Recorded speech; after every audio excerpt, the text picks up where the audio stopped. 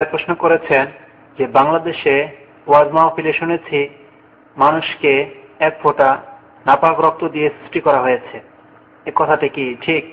যারা বলছে তারা নাপাক রক্ত দিয়ে তৈরি হয়েছে, আমরা আলহামদুলিল্লাহ পাক রক্ত দিয়ে তৈরি হয়েছি। আমরা আলহামদুলিল্লাহ পাক রক্ত দিয়ে তৈরি হয়েছি, কারণ আল্লাহ কোরআনে আমাদের সম্পর্কে বলেছেন ওয়ালাকাদ কাররামনা বানি আদম, আমি আদম সন্তানকে সম্মানিত করেছি। তো যে জাতিকে আল্লাহ সম্মানিত করেছেন তাদেরকে নাপাক জিনিস দিয়ে আল্লাহ তৈরি করেননি কখনো। আর কোরআনে একটিও কোনো আয়াত নেই যে কোনো নাপাক জিনিস দিয়ে আল্লাহ মানুষকে তৈরি করেছেন, কোথাও নেই। হাদিসও নেই কোথাও যে মানি নাপাক। এই শব্দ নাপাককে আরবিতে কি বলে? নাজিস, তাই না? কোরআনে আছে মুশরিকদেরকে আল্লাহ বলেছেন, মুশরিককে যে পুতুল পূজা করে, যে সিজদা করে মাজারে কবরে, তাকে যে পীরকে সিজদা করে, তাকে ইন্নামাল মুশরিকুনা নাজাস, যে মুশরিক বহুত্ববাদী সে হচ্ছে নাপাক। কিন্তু আল্লাহ মানিকে নাপাক বলেননি কোথাও। আয়াত আছে কোথাও, হাদিস আছে কোথাও যে আল মানিও নাজাসুন? কোথাও নেই। আর না হলে যে সব মোল্লারা বলে যে নাপাক পানি থেকে তৈরি, তাকে বলে একটি হাদিস বা আয়াত চাই যেখানে বলা হয়েছে মানি নাপাক, মানি নাজাস। মানি মানে বীর্য, নুতফা বা নুতফা, নুতফা মানি একই জিনিস, বীর্য নাপাক, নাজাস বা নাজাসাতুন, এরকম কিছু একটা হাদিস চাই, বাস সেই হাদিস। কিয়ামত হয়ে যাবে, কোথাও পাবে না কিছু। কোরআনে কি আছে? তুচ্ছ পানি থেকে, মিম্মা ইম্মাহিন, তুচ্ছ পানি, ঘৃণিত পানি। আসলে মানুষের তবিয়ত প্রকৃতি ঘৃণা করে এই পানিকে। কাপড়ে লেগে গেলে, শরীরে লেগে গেলে ঘৃণা লাগবে, খারাপ লাগবে। যতক্ষণ পর্যন্ত ধুয়ে না নেবেন, সাফ সুতরা না হয়ে যাবেন, গোসল না করে নেবেন, রুচি হবে না। এই যে ঘৃণিত তুচ্ছ পানি, কিন্তু নাপাক পানি কোথাও আল্লাহ বলেনি, মিম্মা ইম্মাহিন। তারপর মিম্মাইন দাফেক, দাফেক বলেছেন, মানে যেটা জাম করে লাফ দিয়ে যে পানি বেরিয়ে আসে, এ কথা আল্লাহ বলেছেন। কিন্তু মিম্মাইন দাফেক নাজাসিন কেন আল্লাহ বললেন না? কোথাও তো বলেননি কথা।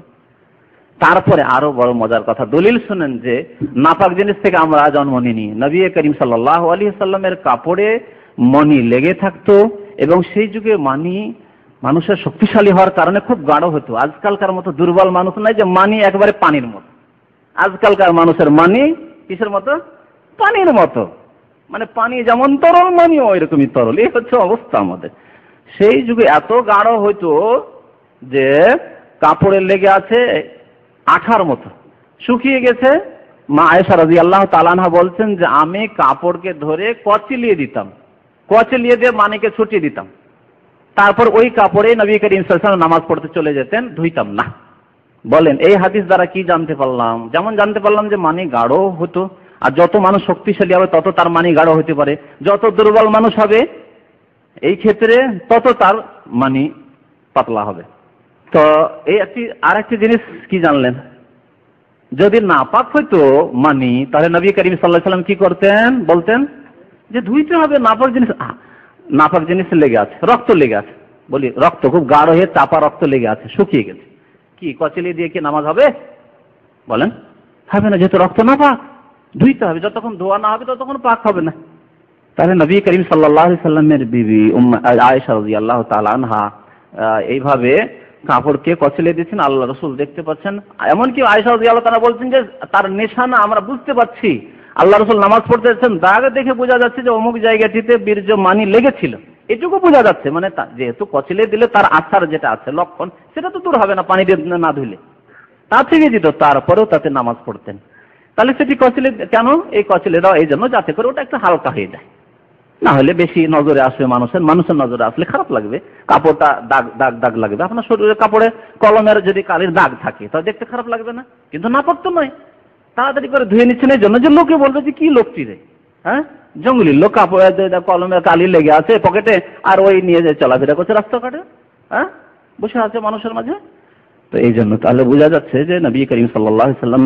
আচ্ছা, যদি কেউ বলে যে আয়েশা রাদিয়াল্লাহু তাআলা মাসলা জানা ছিল না, এটা হতে পারে? হতে পারে না। প্রথম কথা, যদি হয় সাপোজ 1 মিনিট যে হয়, হয়তো জানা ছিল না, তো সেই যুগে ওহির দরজা কি খোলা ছিল না? নবী হয়তো নবীর কাপড় নবী জানতে পারছেন যে ধোয়া হয়নি কাপড়। যদি নবীও না জানতে পারেন, আল্লাহ কি জানতে পারেন না যে আয়েশা ভুল করলো, তো সাথে সাথে ওহী দ্বারা নবীকে জানিয়ে দিয়ে যে তোমার কাপড় জানাবা? অথচ নবী করিম সাল্লাল্লাহু আলাইহি ওয়াসাল্লাম একদিন রাতে ঘুমিয়েছেন, আর খাটের তলে একটা কুকুরের বাচ্চা ঢুকে গেছে, আর ওই বাচ্চা ঢুকে একদিন নয় শুধু কয়েকদিন থেকে গেছে। 3 দিন ধরে জিবরাইল আসেনি বাড়িতে। 3 দিন পরে জিবরাইল আসে, তখন মুহাম্মদ সাল্লাল্লাহু আলাইহি ওয়াসাল্লাম বলছেন যে জিবরাইল কি ব্যাপার, তোমার তো অপেক্ষায় আমি, আর তুমি 3 দিন থেকে আসছো না, দেখা সাক্ষাৎ হচ্ছে না তোমার সাথে, কি ব্যাপার? তো বলছে আর জানেন না আপনি, আপনার খাটের তলায় দেখেন তো কি আছে। বাইরে, ঘরেও আসছেন না, ফেরেশতা আসবে না। যেহেতু কুকুর থাকলে, ঘরে কুকুর থাকলে ফেরেশতা আসবেন না, হাদিস আছে না? হ্যাঁ, বুখারী শরীফের হাদিস, লা ইয়াদখুলুল মালায়েকা বাইতান ফিহি কালবুন, যেই বাড়িতে কুকুর থাকে সেই বাড়িতে ফেরেশতা দাখিল হয় না, ফেরেশতা প্রবেশ করে না। জিবরাইল আলাইহিস সালাম বলছেন তোমার ঘরে যাওয়া যাবে না, তোমার ঘরে খাটের তলে কুকুর ঢুকে। আল্লাহ রাসূল জানতে পারছেন না, কিন্তু জিবরাইল আলাইহিস সালাম জানিয়ে দিচ্ছেন। তো যদি রাসূলুল্লাহ সাল্লাল্লাহু আলাইহি ওয়াসাল্লাম নাও জানতে পারেন, তো আল্লাহ কি জানিয়ে দেবেন না? কুকুরের ক্ষেত্রে যেমন জানিয়ে দিলেন জিবরাইল আলাইহিস সালাম, ওই রকমই জানিয়ে দেন যে ইয়া রাসূলুল্লাহ, আপনি নামাজ পড়ছেন এমন কাপড় নিয়ে যাতে নাপাক জিনিস লেগে আছে। তাতে বলা হলো না আল্লাহর পক্ষ থেকে ওহী মারফত।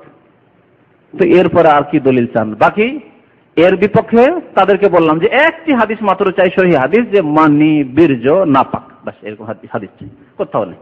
আর আল্লাহ এই সম্মানিত জাতিকে নাপাক জিনিস দিয়ে তৈরি করবেন না, এই জন্য নাপাক নাই। তবে গোসলের আদেশ কেন? গোসলের আদেশ এই জন্য নয় যে বীর্য বেরিয়েছে, গোসলের আদেশ হচ্ছে আল্লাহর হুকুম। আল্লাহ রাব্বুল আলামিন হুকুম করেছেন যাতে করে আপনি পালন করবেন, এটি হচ্ছে ইবাদত। এর একটি উদাহরণ দিই, উটের গোশত খেলে কেন ওযু করতে হবে? হাদিস আছে কিনা সহিহ হাদিস? উটের গোশত হালাল গোশত খেলে আর ওযু করতে হবে?